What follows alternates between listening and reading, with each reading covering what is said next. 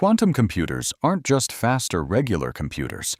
They work in a completely different way. And entanglement is the strangest part of that. A regular computer bit is always either a 0 or a 1. That's it. Every calculation your phone or laptop does is just billions of those tiny decisions happening very fast. A quantum bit, called a qubit, can be in a kind of blend of 0 and 1 at the same time, until you measure it. That blended state is called superposition, and it's the first weird thing you need to know. Now here's where entanglement comes in. When two qubits are entangled, their states are linked.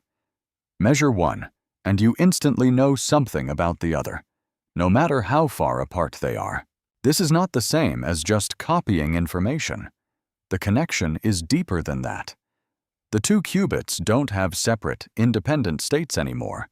They share one combined state. So what does that actually buy you in computing? Think about searching through a huge list of possibilities. A classical computer checks them one by one, or maybe a few at a time. A quantum computer uses superposition to hold many possibilities at once, and entanglement to link qubits so that operations on one ripple through others in a coordinated way. That coordination is the key. A good analogy. Imagine trying every path through a maze at the same time, and having the paths talk to each other to cancel out the dead ends. Entanglement is part of what lets quantum algorithms do something like that. One real example is Shor's algorithm, which can factor very large numbers much faster than any known classical method.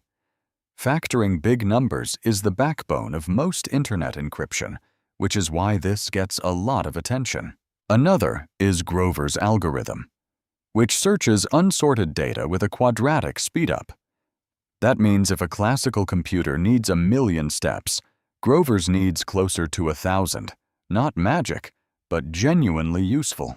The catch is that qubits are extremely fragile.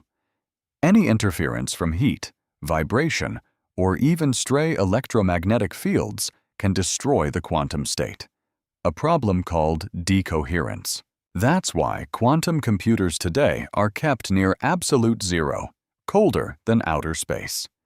Researchers are working hard on error correction, but reliable large-scale quantum computing is still an open engineering problem. Entanglement alone doesn't make a quantum computer powerful. It works together with superposition and carefully designed algorithms. Without the right algorithm, you just get random noise. So entanglement isn't magic communication or science fiction teleportation. It's a precise physical relationship between qubits that certain algorithms can exploit to solve specific problems faster than classical hardware can. If you want to go deeper, the next natural question is how quantum error correction actually works. It's surprisingly clever. That one is worth looking into.